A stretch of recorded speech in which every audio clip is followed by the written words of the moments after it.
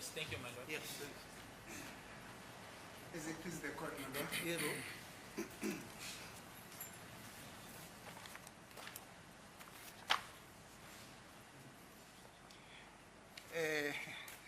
Thank you, Brigadier. I'm well aware that on Friday when we adjourned, we were busy with that document that was labeled ZZ. But before we proceed on it, let's just touch base on a point or two. Yes, my lord.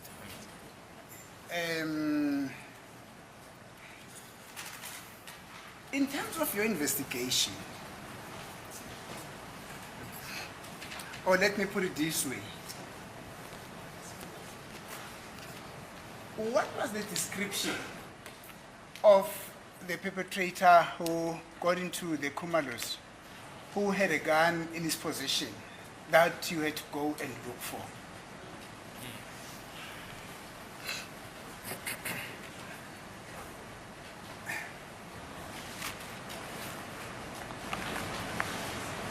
Thank you. Yes. So my lord, the description that was given by the people who were inside the house, and I'll take them collectively in terms of what was the common features of the of what you will refer to as the first suspect, suspect A, or a gun toddler, as Advocate Nizi refers to him. So my lord, the first suspect that had a firearm was described as short. That you will find across all the statements of the people who are in the house. This is now, and I will go to Exhibit J, but I'm simply referring to the description of what the suspect was described as.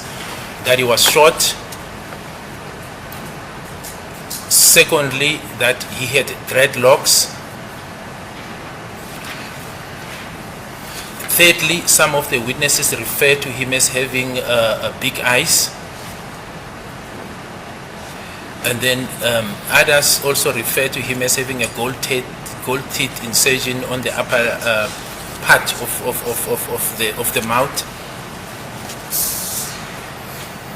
There is also, my lord, the description of the complexion, which you will find also in Exhibit J, which says dark brown, shiny skin.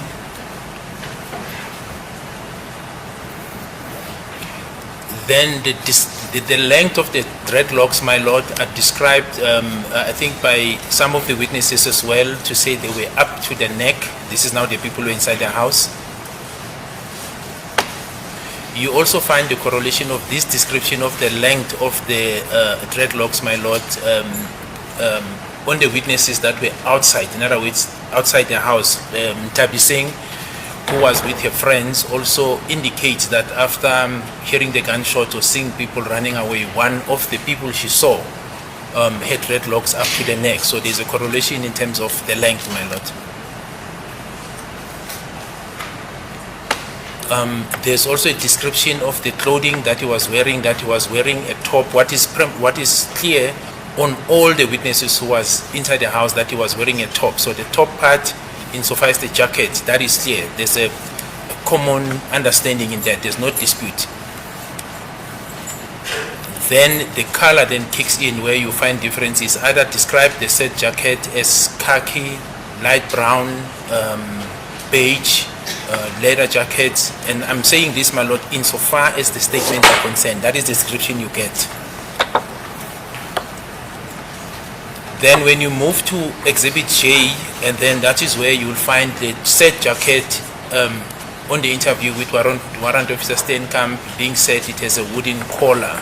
That is now with regard to Warrant Officer Steenkamp. This Exhibit J. Exhibit J, yes. The intruder, furthermore, my lord, is described that he had a hat which was apparently, after the struggle with the deceased, was left at the crime scene. It is described that the first intruder with dreadlocks was having a head. It's described as a dope, for example, by the statement of Ms. Zandi Kumalo.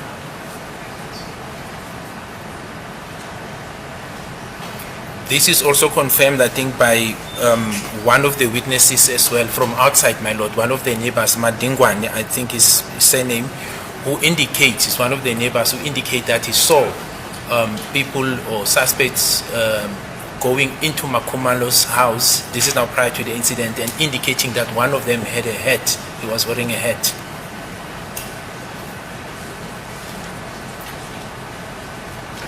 So those are the descriptions in relation to the first intruder, my lord. Umbuzo uthi ke manje ke uma bemchaza lona ke ababethi uyena owayephethe isibhamu lo muntu ke kufanele manje uyombheka ke bamchaza kanjani noma yikuphi abakusho kuwena umsolwa ke oqala noma lona ke uma ekhuluma ngaye ke uadvocate Mnisi athi lona ke owayephethe isibhamu bamchazileke ukuthi kwakuumuntu wayemfishane lokhu ke uzakuthola ke kuzona zonke ke izitatimende ukuthi wayenama dreadlocks enamehlo ke amakhulu wayenezinyo legolide ayinalo ke la ngaphezulu bashilo futhi ke ukuthi ke ama dreadlocks la ayephela khona noma ayigcina la entanyeni lokho ke futhi akupheleli kona ke kodwa ke nabanye abantu ababengaphandle ke hayi kuphela laba bengaphakathi endlini omunye wabo ushilo ukuthi babona ke noma omunye wabantu abababona wayenama dreadlocks ayigcina ke khona la entanyeni nokuthi futhi ke basho nokuthi ke waye netop ayigqokile lokho kushiwo yibona bonke ke ofakazi la kuhluka khona ke umbala ke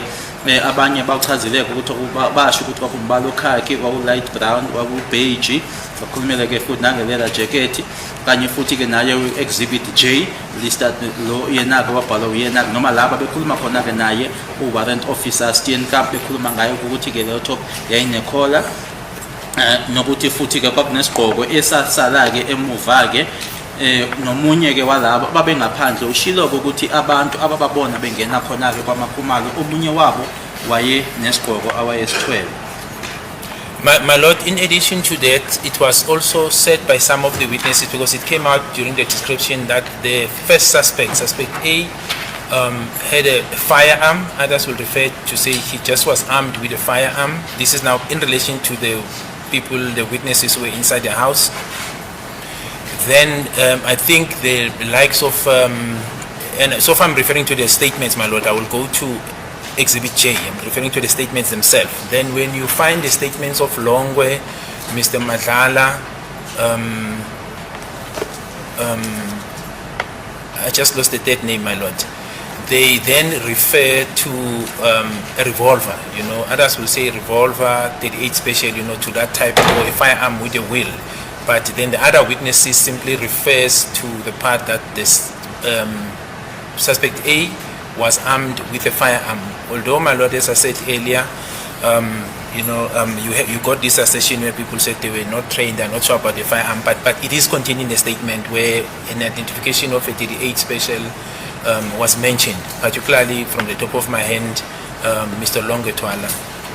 Futhi ke masiqhubeka ke abanye ke indlela abamchaze ngayo ke lokuqala ke umsola noma lo okuqala ke owangena ke ukuthi wayephethe isibhamu sakhuluma ngabo ke abantu abayengaphakathi endlini sikhuluma ngaye lana ke ulongwethwala umadlala mkhohliwe ke ngalo wesithathu ukuthi kwakubani bakhulumile ngesibhamu mabesichaza bakhuluma ngerevolver khuluma nge38 special isibhamu esasi nesondo bashilo kabanye ukuthi ke cha abayiqeqeshelwe ke ibhamu ngako ke abakwazi ukuthi bayihlukanise ibhamu.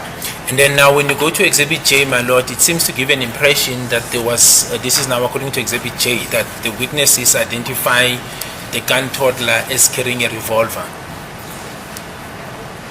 Uma sesiya manje ke kuyena ke Exhibit J uzothola ke lapho khona ukuthi aba ufakazi ke bamchaza ke ukuthi kwakuumuntu wayephethe i-revolver. What was further also what also came out during the description of suspect A, my lord, was that he spoke one of the Zulu languages when he walked in, as a form of identification that he spoke one of the Nguni languages, specifically Zulu, and this was noted when he demanded cell phone and money armed with this firearm, but he said it in Zulu according to the statements. That's another description that was given, my lord. Enye ke indlela abamsho ngayo noma bamchaze ngayo ke ukuthi uma engena ke lo kwakuyena ke owayephethe isibhamu wakhuluma ke ngeZulu ke washo ke ukuthi ke i-cell phone kanye futhi ke nemali kubhaliwe ke noma khona ke naloko zona ke i-statement. Yes, my lord. So that is the essence of, I think, what was basically available in the description of the intruders. There was obviously one for the second suspect, but I'm not sure whether Advocate Mniso wants me to deal with the second one or only contain myself to the first intruder. Ikangako-ke abakusho-ke noma-ke uma bechaza-ke lo owokuqala-ke owangena kukhona-ke nokunye abakusho-ke kodwa angazi noma-ke ukuthi Advocate Mniso ufuna nje ngigxile kuphela-ke kulo owokuqala umsolo. Yes, I'm referring to allegedly the intruder who had a firearm in his possession. Thank you, sir. Yes, my lord.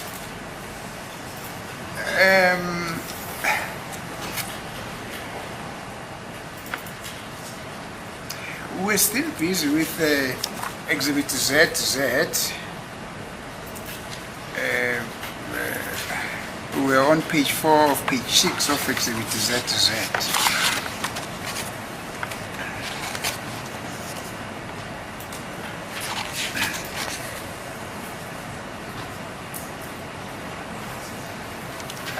On paragraph 2, do you see that? Just remind me, what is ZZ, my lord? I'm ZZ, so I wrote it down. It's a statement that was commissioned on the 3rd of October 2020. Oh yes, I've got it, my lord. Yeah. I have it. Now, you see there, when you describe the, in your affidavit, that photos downloaded taken of the accused by himself, in brackets selfish, match the description of the suspect with a firearm with dreadlocks, big eyes, and with the golden teeth. Do you see that? I do see that, my lord. Uyabona-ke la ubhalwe khona-ke okay ukuthi iy'thombe ezithathwe uyena-ke umsola ama-selfie ziyahlangana-ke kanye nendlela-ke achazwe ngayo umsolwa owayephethe isibhamu nama-dreadlocks namehlo-ke amakhulu kanye futhi-ke nezinyo legolide. Yebo, ngakubona lokho. Thank you. Now, my question was, in relation to Exhibit S, would you please identify those photos which depict the description that you are mentioning in this paragraph? The dreadlocks, the big eyes, and the golden teeth. Yes. Yes, can you please do so?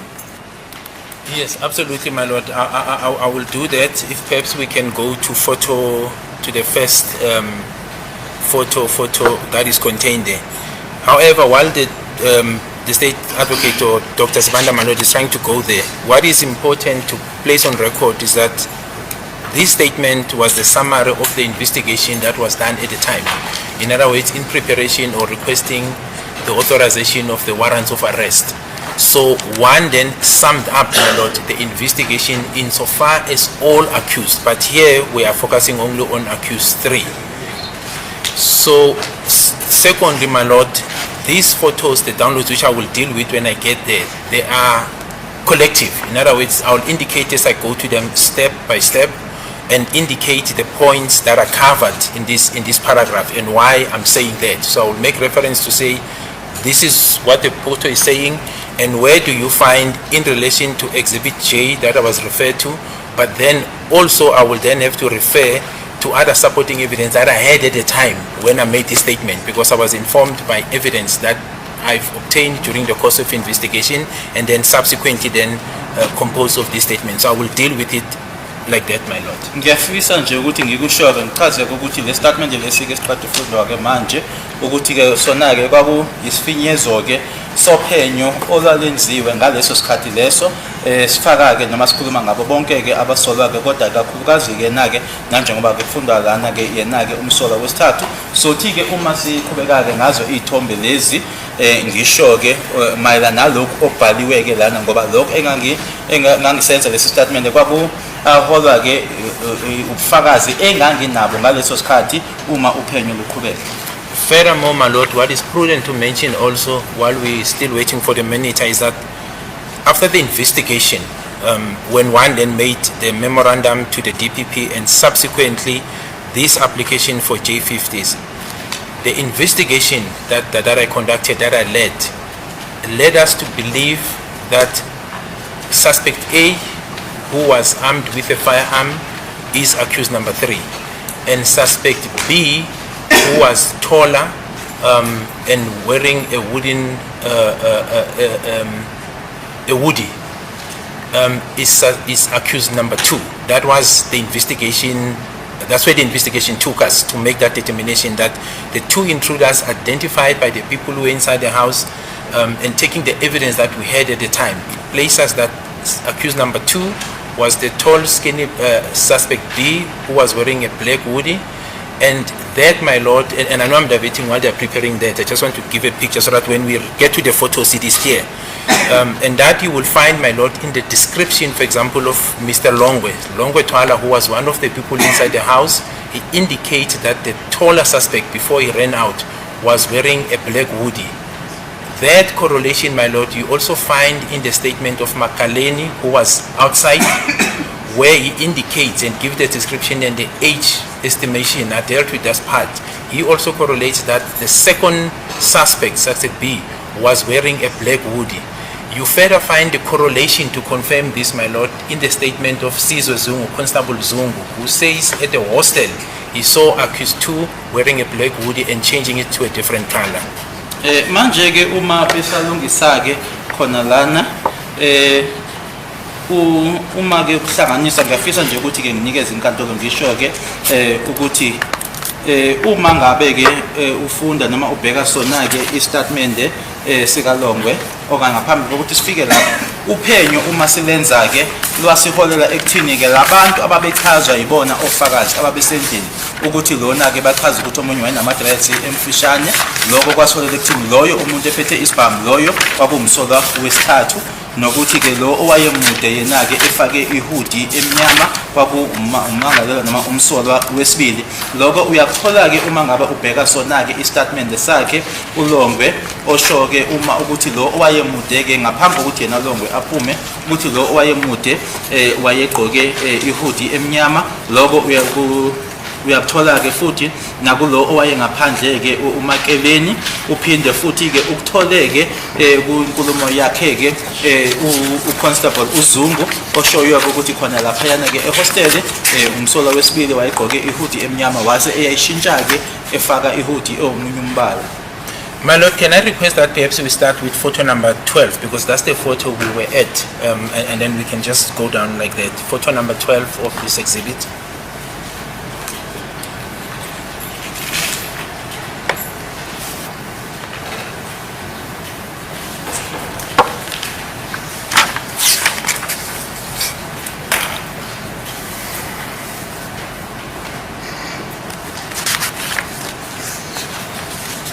Now, yes, my lord, so what is prudent here to mention, perhaps if we can go to the date on top, because I want to start with the date, just above, yes.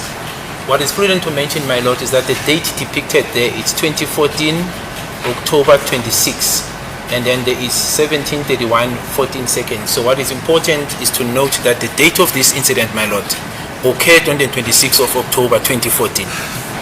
Okusemqoka ke ngifisa nje ukuthi ngiqale ngakho ke ilapha yaphezulu ke i-date sibhaliwe ke 2014 10:26 isikhathi 17:31 ama seconds awu-14 nokuthi ke isigameko lwesisenzeka ngaso i-26 October 2014. Now, my lord, in my observation, and I will now start now dealing with this photo in relation to what I've said in my statement and in relation, like I've said, Exhibit J. Now, the first description that was given, my lord, which I've referred to, the dreadlocks, that the first intruder was identified as having dreadlocks. One can clearly see, my lord, because this is a picture of accused number 3, that accused 3 is having dreadlocks. You can see them. They are clearly visible, my lord. Engiqala ngakho ke nanjengoba ofakazi basho ke uma bachaza ke ukuthi lo oqala ke owangena wayenama dreadlocks. Manje siqala kusona ke lesi sithombe lesi kucaceleke ukuthi lana ke umsolo wesithathu unama dreadlocks ayabonakala. Second, my lord, with regard to the length that was described, that they were going up to the neck. In this photo, my lord, you can see the end there, and that is the neckline. They don't go further on this photo. I'm specifically dealing with this. There they are, my lord. Nanjengoba bechazile ke noma beshilo ke ofakazi ukuthi ke amadress agcina kufika noma phela kufika la entanyeni ke uyabona ke kulesi sithombe ukuthi yila agcina khona ke awandluli khona. Furthermore, my lord, in Exhibit J, I'll refer to Exhibit J, the description of a dark brown shiny complexion is given. In my observation, if you look at the complexion of accused 3, this cannot be, it's not the same complexion that accused 3 has now. It's much more lighter, but if you look at this picture on this date, my lord, you can't distance it from the brownish complexion. That is according to my observation. You can see that clearly. What you see here and what it is now is two different things. It's more lighter now, but if you look here, in terms of dark brown complexion, you cannot distance it from the description given, my lord. Kwindlela ke abamsho ngayo noma bachaza ngayo ke ofakazi bona ke basho ke ukuthi ke iskin sakhe ke si dark brown si shine ke uyabona ke manje la esithombeni nandlela kubukeka ngayo ke manje ukuthi ke kufanele uyakhanya ke manje kodwa ke lokho okubonayo la esithombeni angeke ke ukuhlukaniseke nendlela ke abamchaza ngayo bamsho ngayo ofakazi. Now if we can just go up, Doc, if you can just go up, I want to deal with the jacket. No, sorry, down perhaps on the other direction. Now my lord, if you look at the top that is worn by accused 3, if you look at the color, it is khaki, and you will find this description is containing the statements of some of the people who were inside the house that he was with. Others are very specific that khaki, others are referring as brown or beige jacket, but you get the color khaki, and it becomes clear that the person, they refer it as a top. Now on this picture it doesn't appear as a top, but when we see the following pictures, my lord, it will be clear. The court will see that indeed it is a top on the other pictures that will follow. Siyabona ke umbala bakhulumile ke ngawo umbala ke okhaki, obeige, obrown ke siyabona ke abanye bathi ke i-top, kodwa ke uma sesiqhubeka ke ngazo ke ithombe ke impela sizobona ke i-top le bakhulumile ke ngayo. My lord, if we can go then, I think that's what I recall regarding this picture, my lord. If we can go then to photo 15, or perhaps, my lord, maybe if I can ask the doc, we can go them in sequence. Those that are not relevant insofar as the identification of accused 3, we'll just skip them and we can come back to them.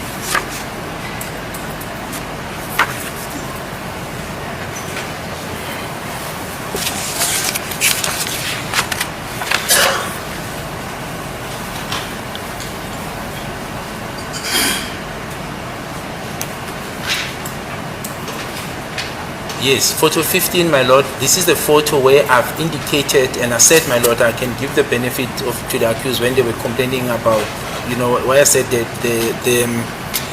what did I say? The angle could not have been seen. But myself, my lord, during the investigation, this is a photo where I said accused 3, one can see the shiny thing there, my lord, which is the teeth, the gold teeth incision, my lord. That is the picture when I was referring to the gold teeth incision as described by the people who inside the house, that they noted the gold teeth incision on the upper lip. Although this assertion, I must be frank also, my lord, that at some stage it was withdrawn, and Zandi Kumalo gave a statement, because if you look at Exhibit J, it gives an impression that there's an agreement in terms of identifying accused A, or I mean the first suspect with the gold incision. But if you look at the follow-up statements, they then withdraw it. Like Ms. Zandi Kumalo said, no, she never said anything about the gold teeth incision. But where it is contained, my lord, this is the photo I was referring to.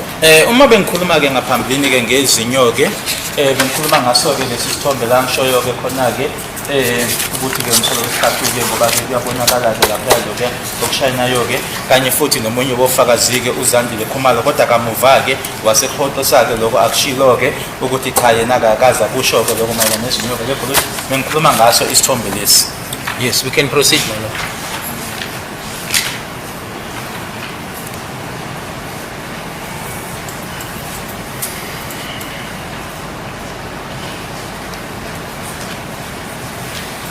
Now in this one, my lord, I identified this person as accused 3 in terms of the dreadlocks and the facial expression. And also here, my lord, as I said, if you look at the description of a dark brown color complexion, you cannot rule it from what you see there, my lord. You can rule it out, in other words. Sorry, my lord, I beg your pardon. Ngawo ke ama dreadlocks lana ngasho ukuthi nangandlela ke achazwe ngayo ke uma besho ukuthi ubukeka kanjani ke ukuthi la complexion ke e dark brown awikhiphi ke uma ubheke noma ubuka sona lesi sithombe lesi. Let us just give a number to this photo that you just describing now. Oh yes, sorry. Yes. Can we then just go down? It is number 16, photo number 16, my lord.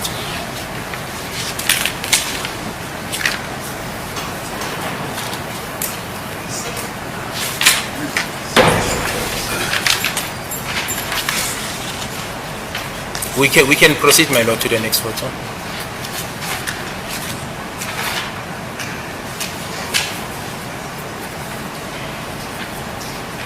Yeah, hang on here. Yes, my lord. Now this is photo 17.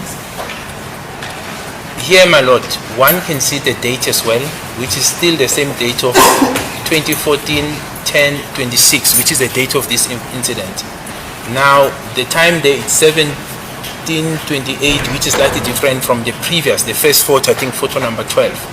And it is this photo, my lord, where you can see still accused 3 having dreadlocks. Here they are longer. This is what we discussed. I think we refer to this photo, myself and Advocate Minister, where you say they are longer. However, my lord, one needs to be noted that the angle of the previous photo where you see them going up to the neck and this angle, my lord, it is not the same. That is the first prominent thing that you can see. The angle in which they are taken, if you look at the other side, they go up to the neck, but the angle is not the same as this one. Lana ke kulesike isithombe number 17 idate ke 2014-10-26 17-28-39 esikhathi ke isigameko ke lesi senzeka ngazo i-26 October 2014. Lana ke kulesithombe ke uyabona ukuthi umsolo wesithathu nama-dreadlocks, kodwa ke okwehlukileke lana uma uqhathanisa lesi sithombe nalesi esindlulile ukuthi la uyawabona ke ukuthi ama-dread lana made. Futhi ke uma ubheka ke leyithombe ezimbili uzobona ke ukuthi ke uhlangothi noma phecelezi ke i-angle eyithathwe kuzona ke akusiyona ke i-angle eyodwa noma efanayo. Ingakho ngale kulesi isithombe uyabona ukuthi ama-dreads afica la emqaleni kodwa ke la made.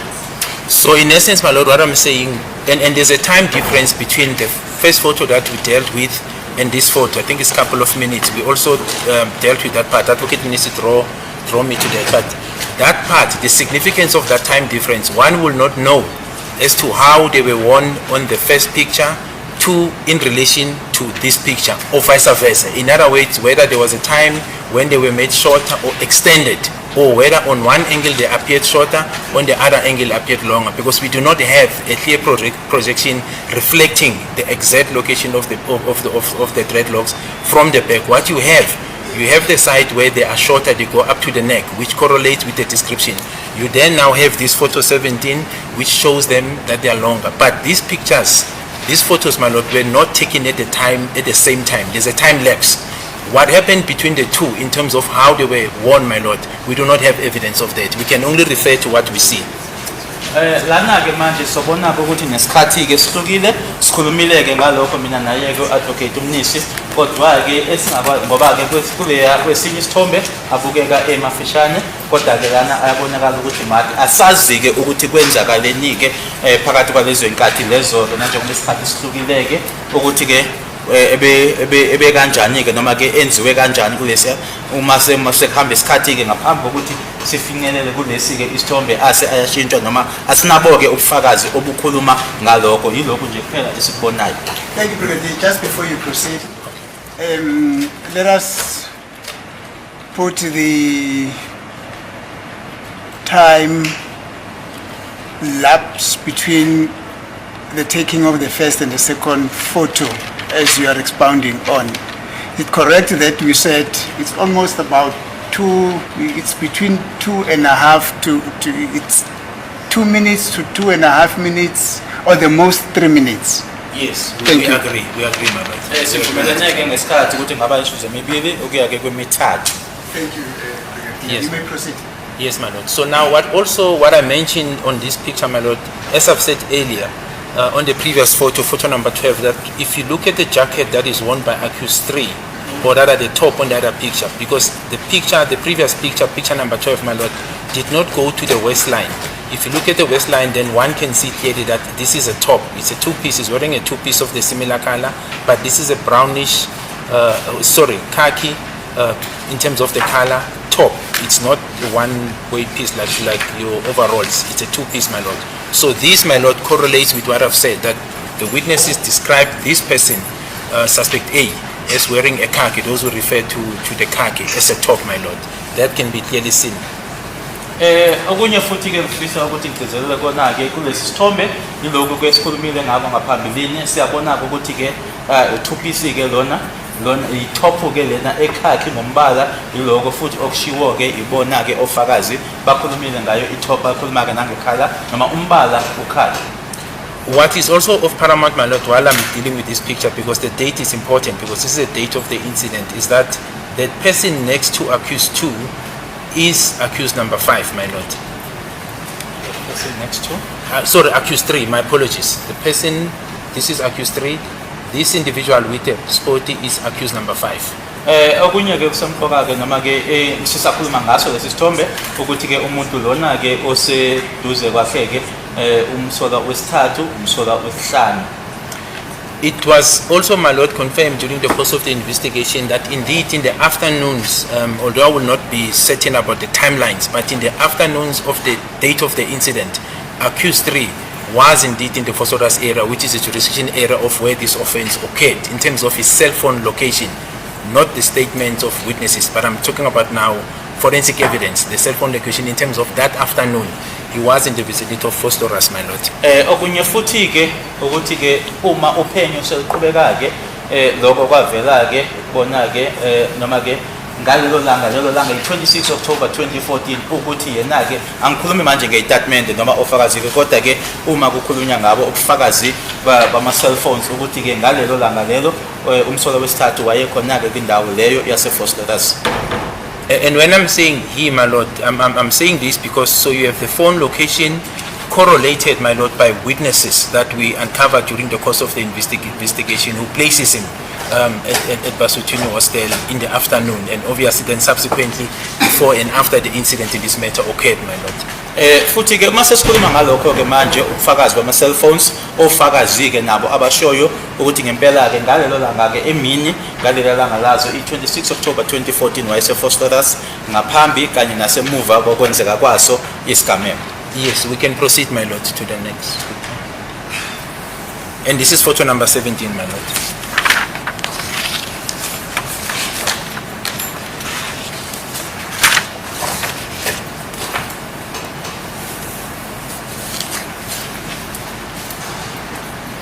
My lord, I didn't say much about this individual because I don't think he played a significant role in the investigation, our investigation, so I didn't really say, it is not relevant to this exercise that as Advocate Minister is taking me through, my lord. Akukho kuningi ke ngikushilo ke sikhuluma ngayi ngalesi kodwa ngalesi sidlulile ke isithombe ngoba ke ngicabanga ukuthi ke akukho ukuhlanganisa ke nalokho Advocate Minister ke esikwenzayo noma angibuza ngakho manje. Excuse me, my lord, if we can just go back again, sorry, to photo number 17. There's one aspect I forgot to place on record. Photo 17, I forgot something. I'm just noticing it now. Khona nje ngikhohliwe ke kulesi sithombe 17. Now, my lord, I forgot to mention the color because as we've said, there's this description of dark brown shiny complexion or dark brown. That's what is given. Now, if you look at this picture, if you look at the complexion of accused 3 and the complexion of accused 5, which we know now, if you look at them in court, there's a big difference. You can't miss it. Accused 3 is very light in relation to accused 5. But if you look, and this is the dark brownish complexion I'm referring to, if you look at both of them, they look similar in my observation in terms of the coloring, the complexion, which is the one that I'm saying it's brownish.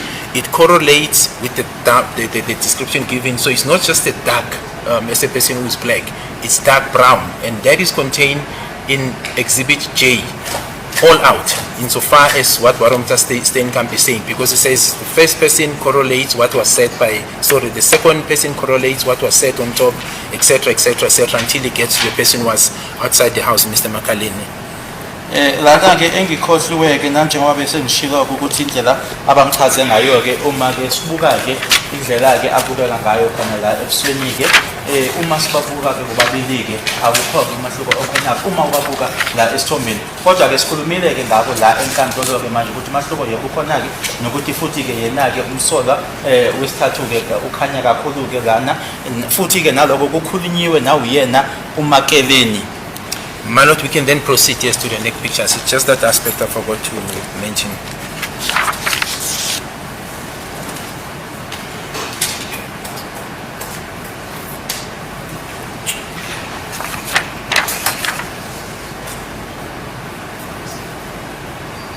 No, we can pass this one as well, my lord.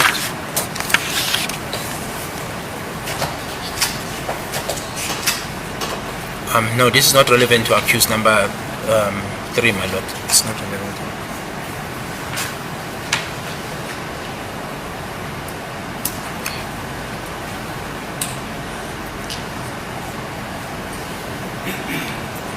Yes, photo 22, my lord. One is able to see accused 3 with dreadlocks. I think that's I took note of that picture with dreadlocks, my lord. kulesi sithombe ku-22 umsolo wesithathu ambona-ke nama-dreadlocks.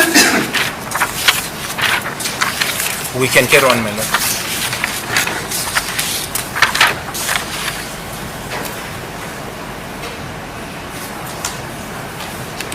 Then photo 23, my lord, on the left hand side, the person wearing the stripes t-shirt is accused 3, and 1 in my observation, my lord, can see, I'm saying that with greatest respect, that the eyes are bigger, and that fits the incision of the gun toddler with big eyes, my lord. I'm saying that with greatest respect. It's not meant to insult, but I'm saying the length, because that description was given that suspect A had big eyes, my lord. Lana-ke kulesi sithombe u-23 ambona-ke ugqoke istripe yena-ke umsolo wesithathu. Lokhu-ke kona-ke kwamehlo ngokusho-ke kona-ke inkulu-ke inhlonipha kusona-ke ukuthi ngedelela nanjengoba bebechazile beshilo-ke ofakazi ukuthi lo owangena ephethe isibhamu wayenamehlo-ke amakhulu siyawabona-ke la, kodwa lokho ngingafuna ukugcizelela ukuthi ngikusho-ke hhayi ngoba ngidelela kodwa ngikusho ngenkulu inhlonipho. Yes, my lord. We can then proceed, my lord. You can see the dreadlocks as well on accused 2's head, my lord. Uyawabona-ke futhi nama-dreadlocks ekhanda lakhe.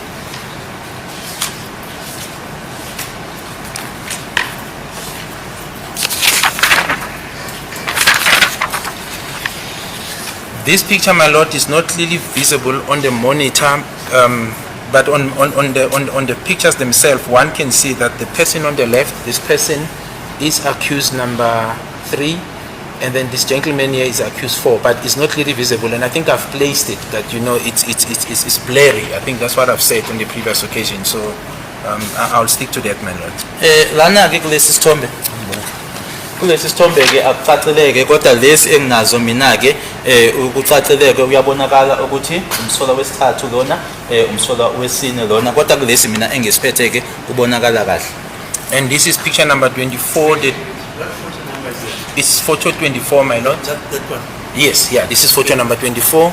Number 24 lesi sithombe. And you're saying it's clearer on that copy of yours? Yes. In my observation on this The one. accused also, they must see it, because they're not seeing it.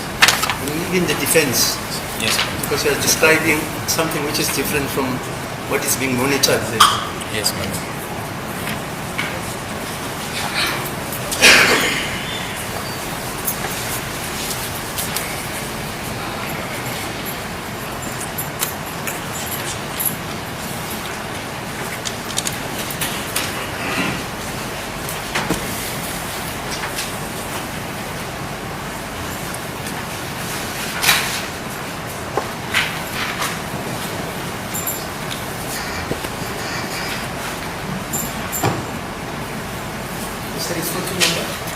Number No, that one on the monitor.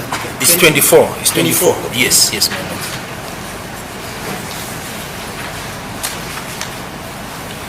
It's photo number 24, my lord, and it's dated 2014-11-05, my lord.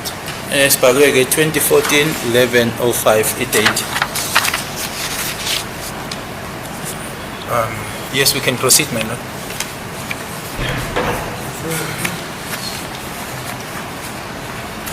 I did not, photo 25, 26, my lord, has no relevancy to this exercise. Photo 25, 26 akukho-ke ukuhlanganisa nalokho esikwenzayo. Then photo 27, my lord, let's get to it. It is also blurry. I think I left it at that, but I can see on my picture, my lord, that it is accused 3 inside the minibus. Kulesi-ke isithombe akucacileke, kodwa-ke kulesi mina enginaso-ke ngiyabona ukuthi-ke umsolo wesithathu-ke lo ongaphakathi kuyona imoto. It's a Toyota minibus, my lord. It looks bluish, bluish, my lord. And it's sitting on the driver's seat. It's a driver, my lord. Photo 27. iToyota ke lena ibukeka iblue umbala. You know what, we've said to the accused, those photos must be given a separate citation from the ones which are in the bundle of the album. Are you with me? I'm with you, my lord. Are you with me, Mr. Baloyi? That's those photos, because it says they are blurry. I can see them. But if this case goes somewhere else, they'll be wondering where is that those two exhibits. So it will be photo 24 and photo 27. Yes. They must be separately identified by a separate citation.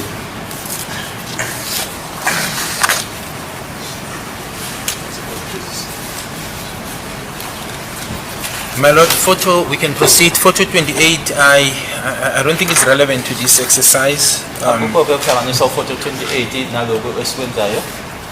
And then photo 29, it's basically, my lord, a splitting image of photo 24. I just want to confirm, my lord. Yes. Well, not a splitting image, but it's a picture where accused 3, you see basically the same individual. Accused 3, what was relevant in terms of what I've said is with accused 4. But it's the same individuals, but taken slightly. One will see that there's a time difference, but in the same location, but it correlates photo number 24, my lord. This is now picture photo number 29, my lord. Lesike isithombe esiwu-29 isithombe esifana ke namashe number 24 usabona ke abantu ke ekuyibona ke laba bakhona kulesiyana ukuthi nje umehluko nje isikhathi ke kodwa ke isithombe esisodwa. Now, the next photo, the next one, my lord, 31. You can go to 31.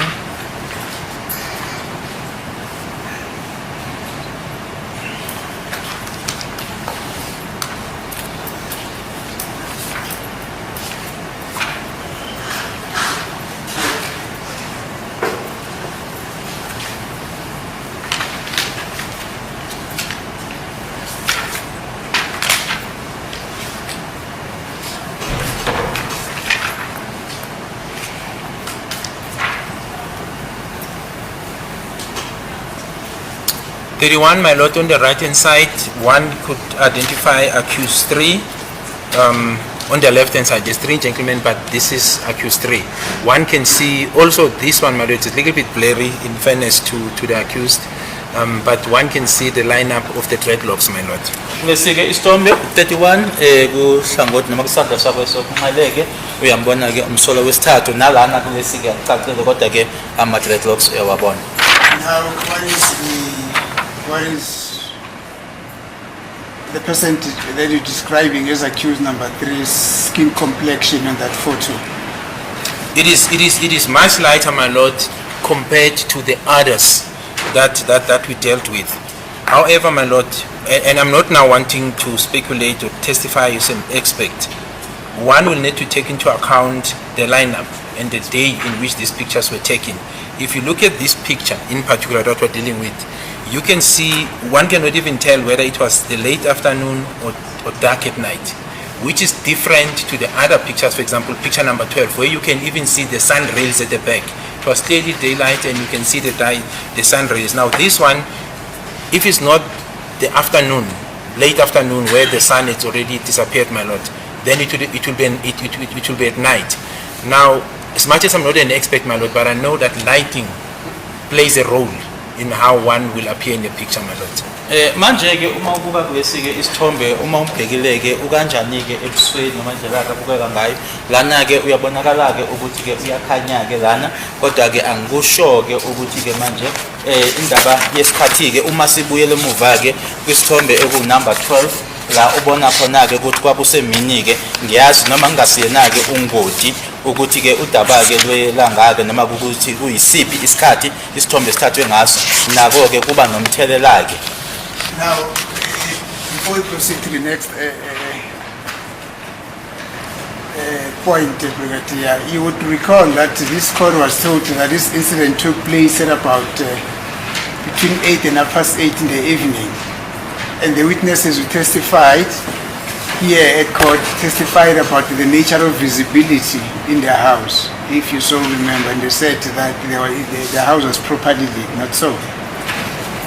Well, I will not be able to comment about their testimony except what is contained in their statements, my lord. That it happened, the lights were on. That's what I recall. Insofar as the statements are contained, my lord. But what they said here, I was not in court, so I won't be able to comment about that. Ukuthi ke ofakazi bathini ke ukuthi isikhathi ke isigameko senzeka ngaso phakathi ko8 no 8:30 nokuthi ke futhi ke noma ke ama lights aye on ke ngaphakathi endlini lokho ke akukho engakusho ngaphandle nje kwalokho kubhalwe ke noma khona kuyitatimende zabo uma bechaza ke ukuthi ngempela ke yebo ama lights aye on ngaphakathi endlini kodwa ukuthi kwabathini enkantolo akukho engakusho lapho. The two gentlemen who are allegedly with the gentleman in the striped skipper, Yes. are they identified? No, my lord. We don't know them. Nobody knows them. No. So they were not relevant to this investigation. Yeah. My lord. The one that, insofar as this investigation is concerned, they were not relevant. But this one in the middle was identified, I think, as one of the relatives for accused one. I think his name was Spiva, something to that effect, my lord. I mean, Spiva. Yeah, I might talk under correction, but he was not relevant insofar as this commission of the offense is concerned. When was What is the name again? Spiva, if and I stand under correction. Yeah, Spiva. Yeah, I might be wrong, my lord, but what I'm saying is Spiva was identified as the relative of accused one, an uncle of that nature, my lord. Lana ke laba babili ke abadisa ke bona ke abukho bahlanganisa ke nalo uphenyo lolu kodwa ke lona ke ofake isikipha esibomvu ke uma nje ngenzi iphutha ke bathe manje kusho bathi uSphiva ke nokuthi futhi ke uyihlobo sakhe ke umsolwa wokuqala. Oh my lord, it could be there's just another name, I'll just have to remember it. But he's no more. He passed away. But he was related to accused number one. I see. Yeah, I just forgot the name. I'll remember as we carry on, my lord. But if it's not Sipiva, it will be this other person. But he's deceased, and he was related specifically to accused number one. I'll remember the name, my lord, as we get along. Ngizokhumbula ke igama uma sesiqhubeka ke kodwa ke usewashona ke manje. Yes, my lord. So the last part in terms of what I'm saying, yes, as much as, my lord, that was said, but as I've said, if one looks at the two pictures, just the two pictures, my lord, photo 17 as well as photo 12, it's just that I'm not sure whether we could put them side by side, but if you look at them, my lord, you will see, as I've indicated, that photo 12, you can see the sun rail, which would indicate it was during the day, the sun was still out. And you can see clearly that the complexion of accused 3 there is much darker than what is contained in photo 31. That is why I'm saying the light will play in effect. But one then will assume that if you look at this picture that was taken during the day, the visibility will be more clearer, because there the complexion is more closer to dark brown than actually being light, my lord. If you look at picture number 3, that was taken during the day, you can see the sign railing, my lord. Uma ke angazi nokuthi le ithombe lezi ke zingahlanganiswa noma bekwe ke eceleni kwesinye kodwa ke uma uyibuka ke u17 u31 kanye futhi ke naye ke unumber 12 ila ubona khona ke ukuthi ke kunumber 12 ke kwakusesemini futhi ke nendlela ke abukeka ngayo akakhanyi ke ngalendlela akhanya ngayo kuyona ke unumber 31 futhi ke lapha yana ku photo number 12 kwakusesemini ngalesi sikhathi isithombe lesesithathu. I must transpose them next to each other so that people can actually see what you're talking about. Yes, my lord. Perhaps if the doc can assist us. Are you with me? Yeah, so that it must be contemporaneously done, so that you can see the comparison, which Brigadier Gininda alludes to. Yes, my lord. We'll do that during the break. What time is it? The short adjournment. What time? During the short, we'll do that during the short adjournment. It's now 2 minutes to 11. Okay, fine.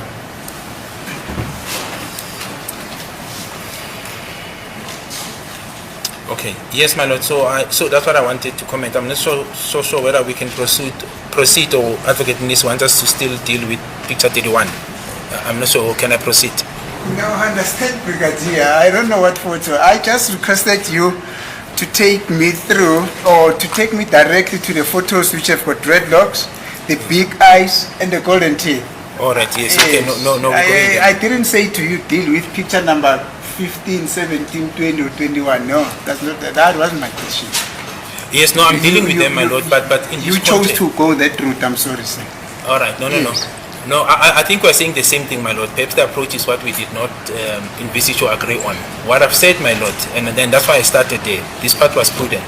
That when I disposed the statement that was signed for the application of warrants on the 23rd of October 2014, I took into account all these pictures, not one picture. And that's why I said it was an investigation. Now, collectively, after the investigation was concluded, then I made that statement. That is why, my lord, I gave an indication that as I refer to this picture while we go down by the, while we go through them, I will have to read them into Exhibit J, because that's what Warrant Officer Steenkamp says, but also into what is contained in the witness statement to give support that this was based on the investigation. This was the outcome of investigation, not something that was just coming from me. So that is why you see me, my lord, going through these pictures, because it was not one isolated picture that has all these features. That's why in one picture I'll refer to big eyes, in one picture I'll refer to the length of the dreadlocks, in one picture I'll refer to the top that the accused is wearing, because you do not find all these features in one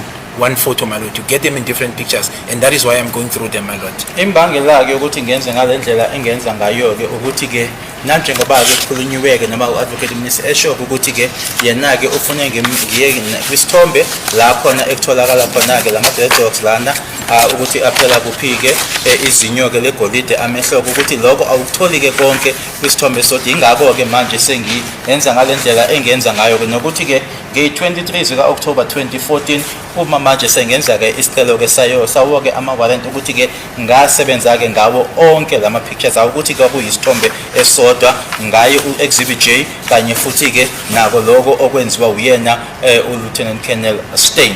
Ingakho ke ngenza ngalendlela. I'm sorry, you misquoting me. I'm not saying show us a picture, meaning one picture which has got all these features here. I said, can you please take us through Exhibit S and show us a picture which has got dreadlocks, the big eyes, and the golden teeth. I never said show us one picture in Exhibit S that contained all this description. Maybe you didn't understand me. And let's not argue about it, but we can proceed. I just wanted to correct what I put to you for record purposes. Yes. Thank you.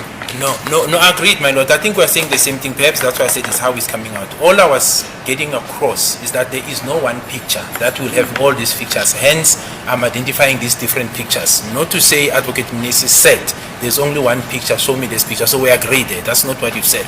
I'm just giving an explanation, my lord, as to why I'm embarking on this exercise of identifying different pictures. That's all there is to it, my lord. But we are in agreement. Ngiyakuzona zonke ke lezi zithombe ukuthi uadvocate Mnisi uthe kunesithombe sodwa ke la ekutholakala kona. Ingakho ngisho ukuthi kungani sengiyakuzona zonke ke lezi zithombe lezi. Now, my lord, we can then maybe move to photo number 36. I'll try to curtail them in terms of the album that I have, my lord. Photo 36.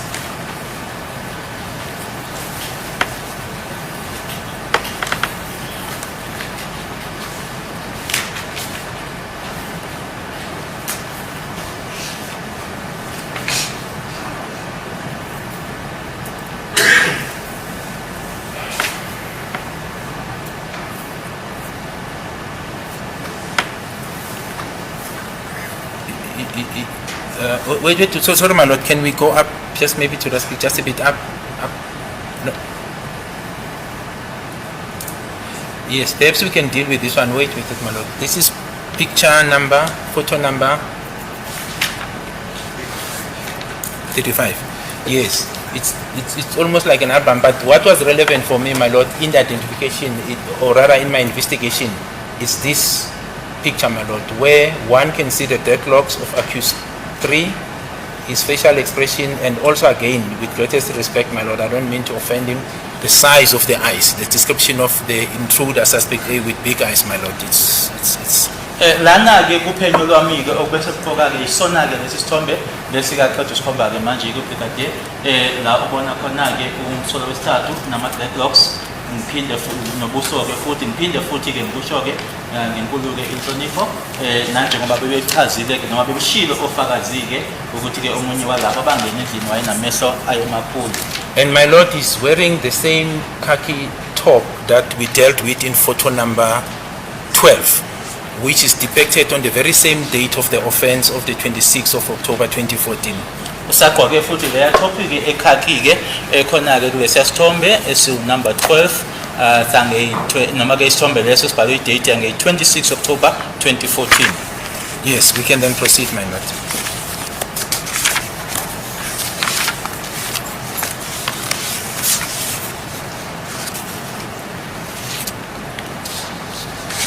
We can go to picture 42, my lord. Photo 42.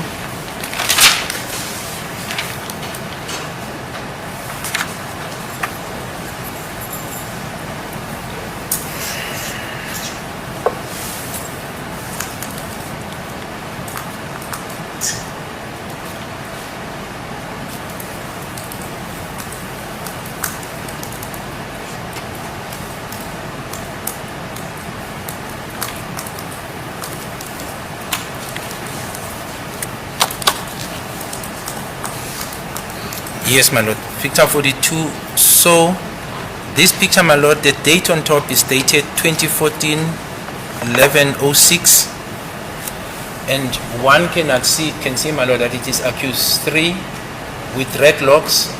What is of importance, my lord, is the complexion. As I've said, my lord, that there's description of a dark brown complexion. Now, if you look at this complexion depicted in this picture, it cannot be mistaken to be light. Neither you can say it's dark, but it is more prevalent when it comes to brownish color, and this is what this picture, my lord, depicts.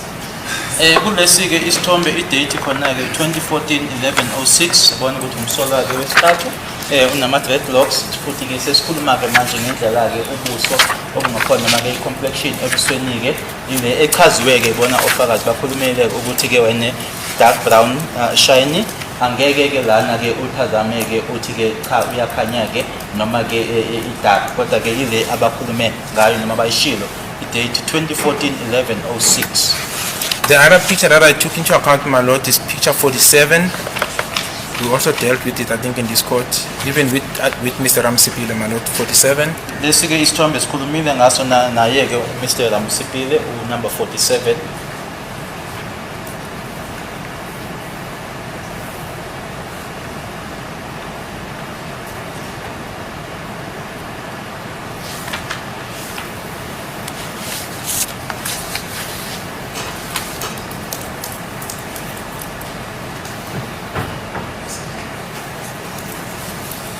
I think maybe perhaps we can also go back maybe to 46, my lord. I think I missed it because I took note of it. Insofar as accused 3 on the right hand side with red locks, my lord. Lesi ke isithombe number 46 umsola wesithathu wisandla sakho sokudla nama dreadlocks. And the date on top, my lord, is dated 2014-10-26. Idate ke lana 2014-10-26. Then we can then move to photo 47, my lord.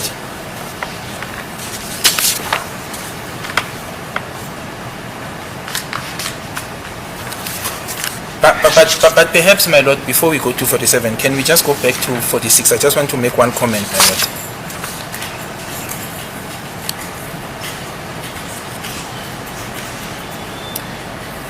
Now, my lord, if you look at photo 46 in relation to photo 12, and I think the other one is photo, I just want to go to it, my lord, so that I'm more specific. If the court can just bear with me.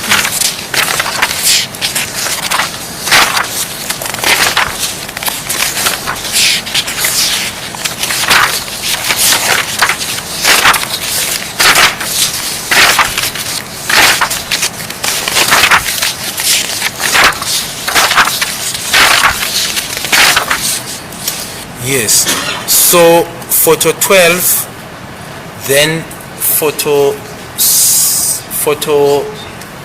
17, and then this last photo, my lord, photo 46.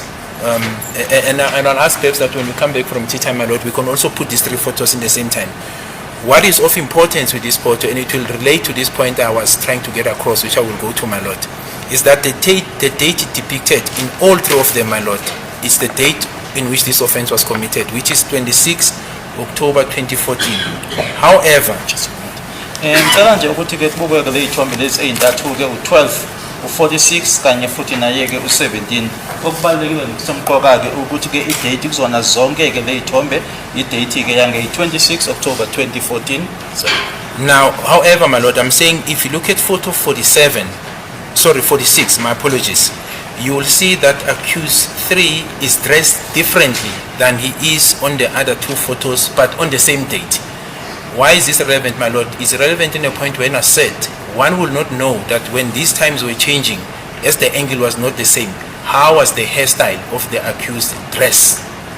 That's the point I'm trying to get across, because here you can see you're talking about the same date. However, the clothing that appear on accused 3, except the similarities that it's him and the dreadlocks in photo 46, are not the same clothing that you find in photo 17 and photo 12, my lord. Kodwa ke manje ke obehlukile ke lana ukuthi yebo ilanga ke elilodwa leli, kodwa ke manje ke agqokile ke manje noma useshintshile ke lokagqokile ke kulesi isithombe u46 ayisekodwa ke lokho begqokile ke ku number 12 kanye futhi naye ke u17.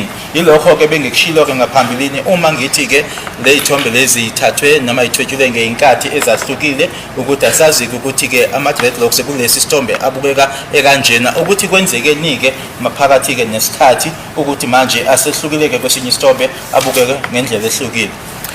My lord. Before we proceed. Oh, all right. Yeah. Sorry, my apologies. Yeah. Yes.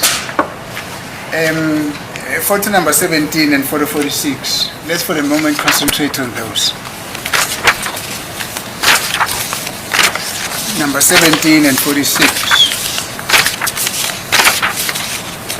Now, if needs be accused, and that's already on record, number 3, Mr. Meyiwa will come tell this court that photo depicted on photo number 46, it's a photo that was taken in the morning before they left the city of Joburg, specifically at Nugget Street.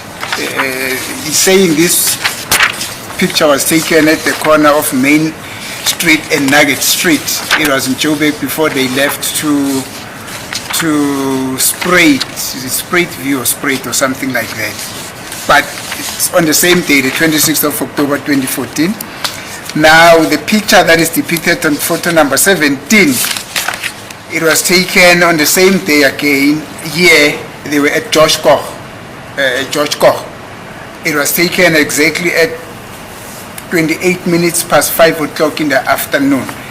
Now, you're making a point about the fact, the nature of the dreadlocks. What is it that you are saying about the dreadlocks in relation to the time at which these photos were taken? No, my lord. What I'm saying, so perhaps let me deal with the first part, my lord, of where these pictures were taken.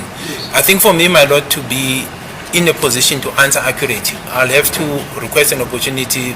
Well, I'm not a cell phone expert, but to see the cell phone location at the times that Advocate Mnisi is putting it to me, because we know now we have the cell phones records of the 26th of October of accused 3, and the report I got was that these pictures were taken in a selfie. In other words, the camera, the device was used. So for me, perhaps then to either agree with the assertion that is being put to me, straight in these pictures, my lord, is that if you take into account picture 46, and I will not dispute if the assertion by Advocate Mnisi is that they were taking at different times, etc., etc., we agree.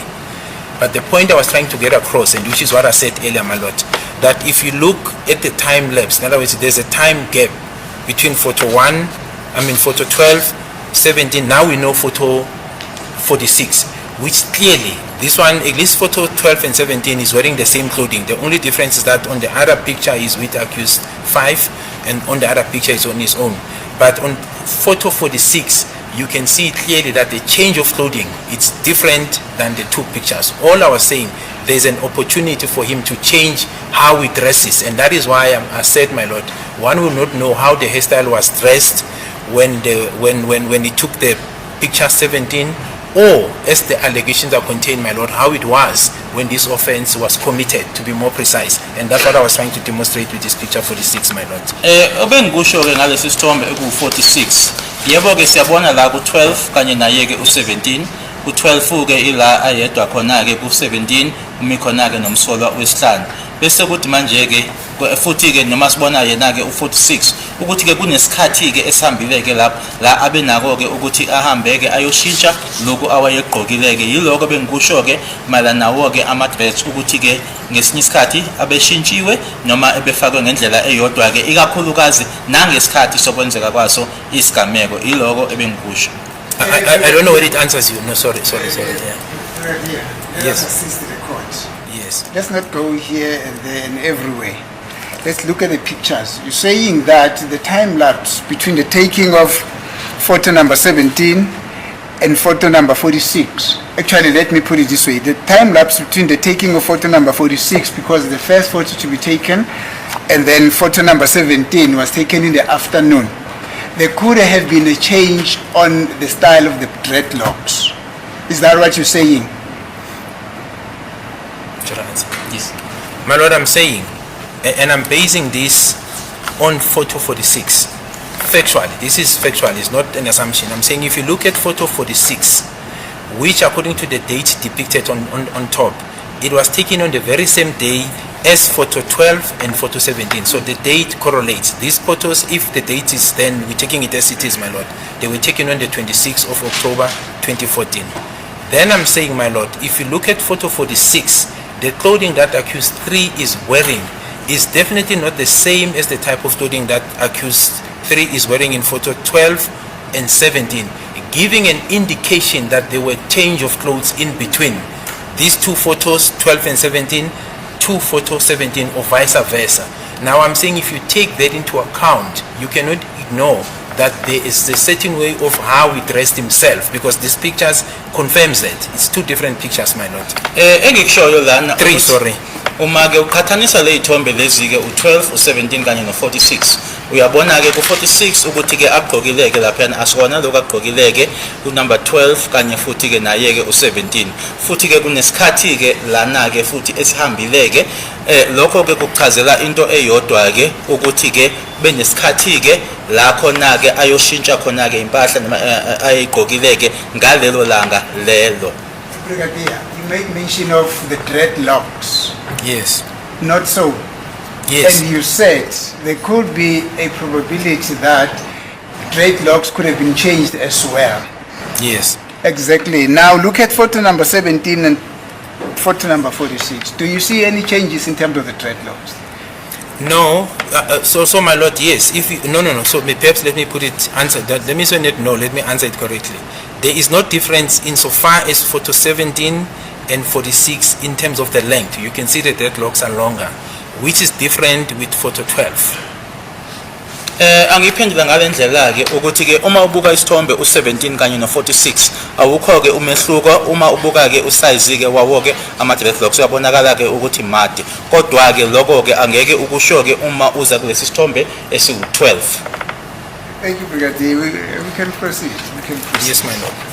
So then photo 47, my lord, will then take us, yes, photo 47, if the dog can go there, photo number 47.